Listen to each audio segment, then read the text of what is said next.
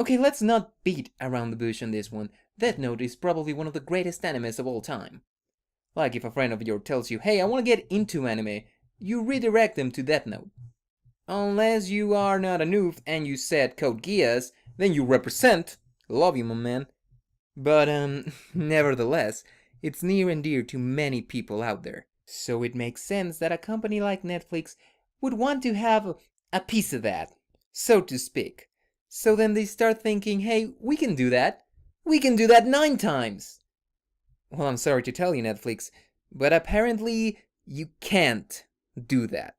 Because even though you haven't even showed us any material, you haven't even released a trailer yet, we can already see where this is going. It's taking the same path as Dragon Ball Evolution and fucking the Attack on Titans movie. If you don't believe me that this is where they're going, just take a look at the cast. Just take a look at the cast and tell me this is not going to Dragon Ball Evolution Town. Population Goku in high school and the worst Bulma hair ever. First we have Nat Wolf as Light Turner.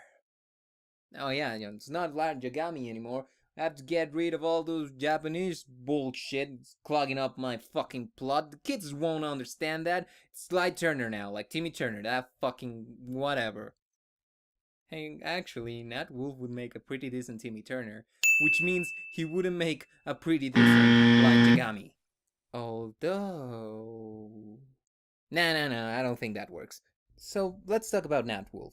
He has been in 2 big movies, The Fault in Our Stars, where he played a love interest of a girl with cancer, and he also had cancer. Look, it's kind of girl thing of love. So he was a teenage heartthrob. And then he was in Paper Towns, where he was a little fuckboy. And really, I have no other way to describe that. You see, the plot is kind of like this. So there's these 2 kids that are friends, and then they discover a dead body. Then they don't talk to each other for years, and then the girl comes to fuckboy, and she's like, help me do some pranks. Now. Do it now, you bitch. And he was like, yeah, I'm gonna do whatever you want, girl. And then they do some pranks, then she disappears, and she always loved mysteries, and she left like clues to where she was, and then he followed that clues to find her. He finds her, and she's like, no, I don't want to go back. The clues were just stupid. They didn't have a point in the story. I didn't want to be found. I just left them because whatever. I don't give a fuck. And then the plot ended with, literally, it ended with, and the prom's tomorrow. So yeah, that's his acting prowess. That's what he brings to the table. And yeah, I get Light Yagami has to be kind of hot, but I always imagine him more like, hey, I'm a cool guy kind of hot. Not like, hey, I'm a pretty boy, guy next door kind of hot. If that makes any sense. But ignoring physical appearance, Light Yagami is a narcissistic, psychopathic, evil genius that would stop at nothing to complete his goal of becoming the god of this world. Now, do you see Nat Wolf being able to pull that off? Can you even see him making a monologue that leaves you in awe of his genius? Of course you don't. Now, I'm not saying that this kid won't surprise everyone and make a performance that's out of this fucking world. I'm just saying that it's not very probable, is it? Well, let's look at the next one. We have Margaret Qualley as Mia Sutton, or Misa Misa. Whatever floats your boat, it's fine. Now, I don't know Margaret Qualley. I haven't watched The Leftovers. I really don't know if she could pull it off. Maybe yes, maybe not. But let me tell you something. She doesn't look the part. And I'm not saying it just because she's not blonde, though that's actually a little bit of a problem here. But my main actual thing is that she's pretty hot. In the wrong way. Okay, let me explain it. Misa Misa is not supposed to be hot in a very, I don't know how to say, traditional way. Look, Misa Misa is supposed to look like an idol. It's a very Japanese thing, a thing that we don't have in the Western world. Our idols are fucking asses and titties and sexuality going nuts, while idols in Japan are supposed to be the unattainable beauty, cute, pure. And that shows in her character, in the love she has for Light Yagami. It's a really pure love. Yeah, Light uses that love for twisted reasons, but the feelings that Misa Misa has for Light are true, are pure. And yeah, she can be bitchy at times, but her archetype is that, the idol archetype. Again, a very Japanese thing. Now, when you change that character for a plain old beauty, well, that doesn't quite fit, does it? Again, maybe she's gonna make a killer performance and she's Misa Misa. There's no other way that anybody else could fit the role better than her. And maybe with the makeup and a wig, she looks exactly like her and it's perfect for the role. I don't think so, but don't leave that out as a possibility. Also, I find it kind of funny that they make a little switcheroo here. Like Light Yagami was supposed to be the hot guy, and he became the pretty boy. And Misa Misa was supposed to be the pretty girl, but she became the hot girl. Just find them kind of funny. Kind of a little mix-up they had there. I mean, I know they didn't do it on purpose, but I take it as a happy coincidence. Actually, now that I think about it, not a very happy coincidence, since, it kind of fucks up the characters, and, well, what I'm trying to say is that, for comedy purposes, it's a pretty happy coincidence. Moving on, we have, Jay Wiggum as James Turner. Wait a minute, was his name even James? Like, no, wait, give me a second.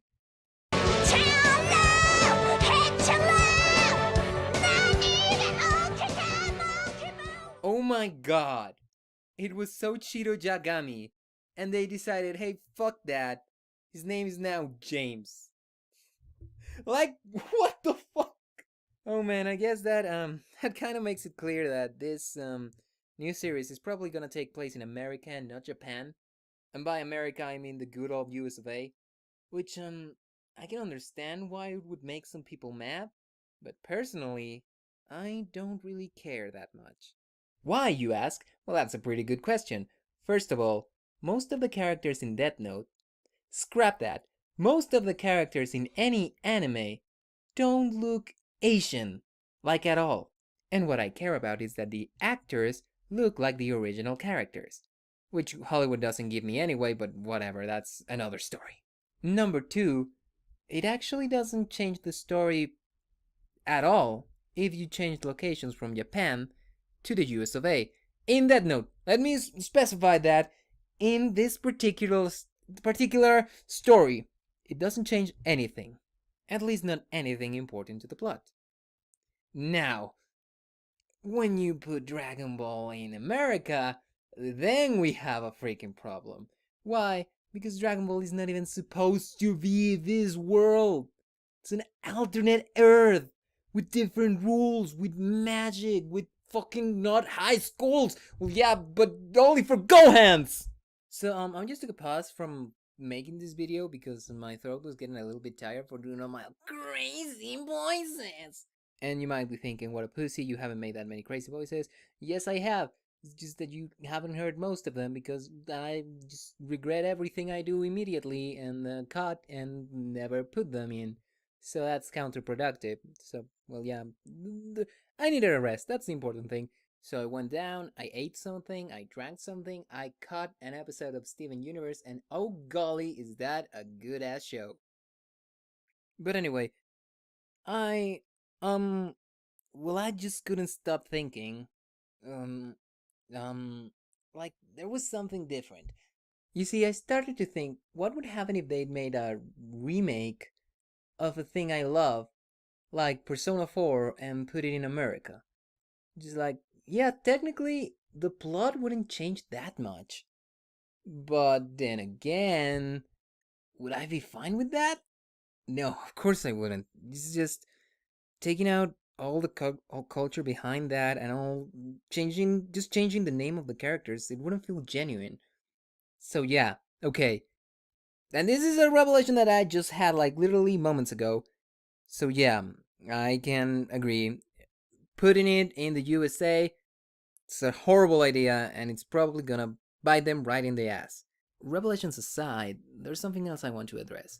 Let's talk about whitewashing, and my stance on whitewashing, which are, it's, fictional, and even if it isn't, it really doesn't matter at all, and shouldn't matter at all.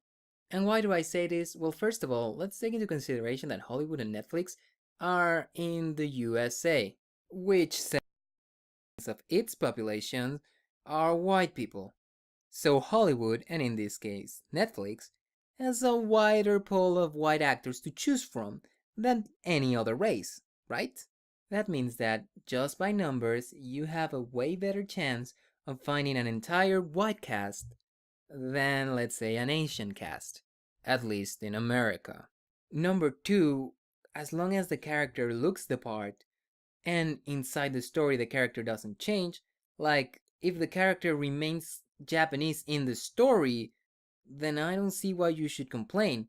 I mean, yeah, the guy that's pretending to be a fictional character inside a fictional story is not the same race as the fictional guy he's pretending to be. But, wait, no. I think I made a pretty good point with that phrase alone. I'm leaving it as it is. Well, with all that out of the way, let's talk about, what was his name? Fucking... I really went on for a long... Let's talk about Shea Wiggum as James Turner. Yeah, that still hurts. But, okay, I don't know. I haven't seen him in Boardwalk Empire. I haven't seen him in anything. But he looks the part. Like, seriously, just a little bit of makeup, and he will look like a live-action version of Tsuchiro Yagami. Or James Turner. Whatever. So yeah, congratulations, Netflix, you nailed it. Finally. Sadly, I can't say the same for our next actor, Paul Nakauchi. I'm fucking sorry for that pronunciation, because I had no idea. He's gonna be Watari? Watari. And that I can actually pronounce, I think. And, well, that's a fucking miscast. I'm sorry, but you're gonna be the fucking butler? And more importantly, why did you look so fucking young? You're supposed to be ancient if you're gonna be... This was a miscast. This was just a miscast. But not the greatest miscast that this shit has. Oh yeah, I've been dancing around this one. I left the best for last. Here we go. Now, who do you think would be a good fit to play L? You know, the British born and raised, the super detective, the introvert that doesn't go out much, and the super genius rival of Kira.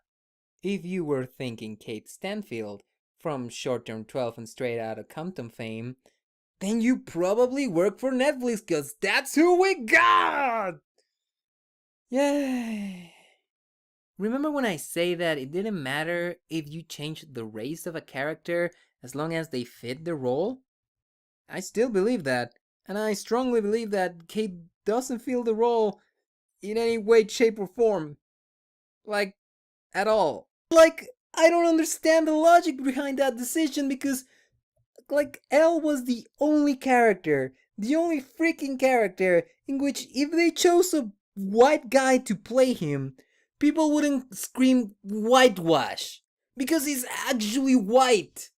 But you decide because, I don't know, that he's the perfect character to change to a black guy? Not to mention that he doesn't look like an introvert at all. He's not even British, for God's fucking sake. Like, at least if you're gonna choose the black guy, let him at least be British. I understand that in the culture we live in, you need to have at least one black guy to not be called a racist. I totally and completely understand that. You have to push them in because, goddammit, they're gonna complain if you don't. But why? Why in God's name would you choose L? The whitest white boy ever! Why didn't you choose Suchi or fucking Bob, like you're surely gonna call him in this fucking series, to be the black guy? He was like, he never took fucking Light's shit. He was always suspicious of that guy. He was like, fuck you. He was a strong character. Nobody would mind if he suddenly became black, like at all. And then you get your racial quota and nobody complains about anything.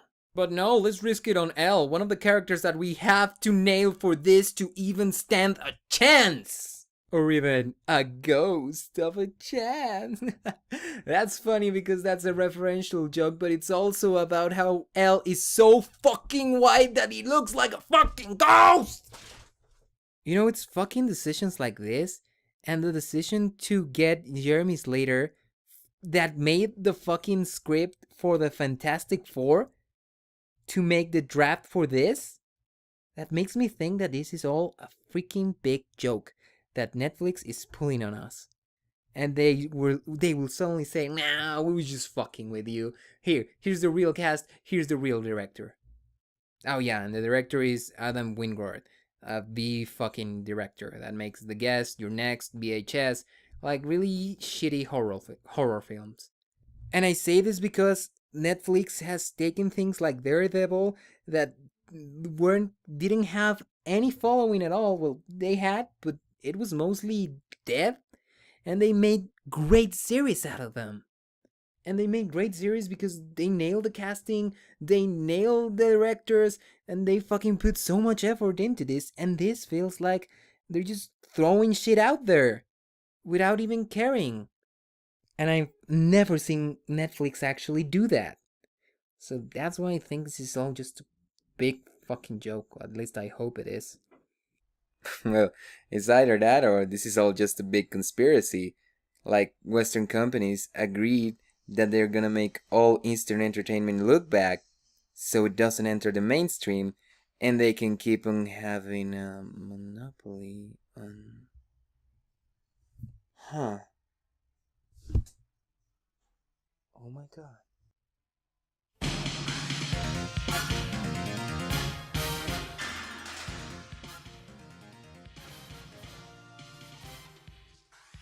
Hey guys, I just wanted to ask your opinion at the end of this video. So what do you think? Do you think this remake is gonna be horrible? I mean, this new series is gonna be horrible? Do you think it's gonna be okay? Do you wanna wait to have more information about it to make an informed decision? Tell me in the comments below. Also, please like the video. And this is the first time I've ever done this, asking for likes, so it feels a little bit weird. And if you want to watch more of my videos, there's links in the screen now.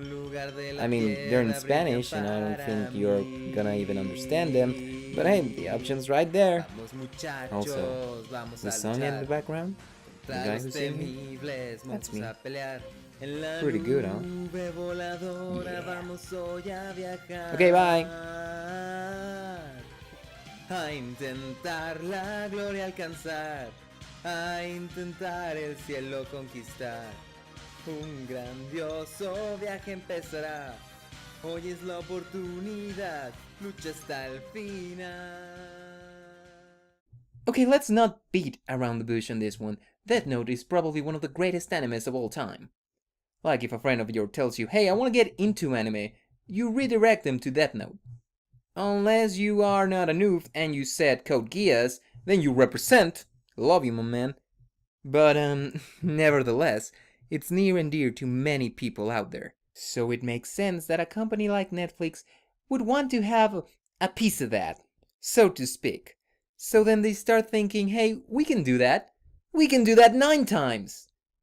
Well, I'm sorry to tell you, Netflix, but apparently you can't do that. Because even though you haven't even showed us any material, you haven't even released a trailer yet, we can already see where this is going. It's taking the same path where he played a love interest of a girl with cancer, and he also had cancer. Look, it's kind of girl thing of love. So he was a teenage heartthrob. And then he was in Paper Towns, where he was a little fuckboy. And really, I have no other way to describe that. You see, the plot is kind of like this. So there's these 2 kids that are friends, and then they discover a dead body. Then they don't talk to each other as Dragon Ball Evolution and fucking the Attack on Titans movie. If you don't believe me that this is where they're going, just take a look at the cast. Just take a look at the cast and tell me this is not going to Dragon Ball Evolution Town. Population Goku in high school and the worst Bulma hair ever. First we have Nat Wolf as Light Turner. Oh yeah, it's not Light Yagami anymore. I have to get rid of all those Japanese bullshit. It's clogging up my fucking plot. The kids won't understand that. It's Light Turner now, like Timmy Turner. That fucking whatever. Hey, actually, Nat Wolf would make a pretty decent Timmy Turner, which means he wouldn't make a pretty decent Light Yagami. Although... No, I don't think that works. So let's talk about Nat Wolf. He has been in 2 big movies, The Fault in Our Stars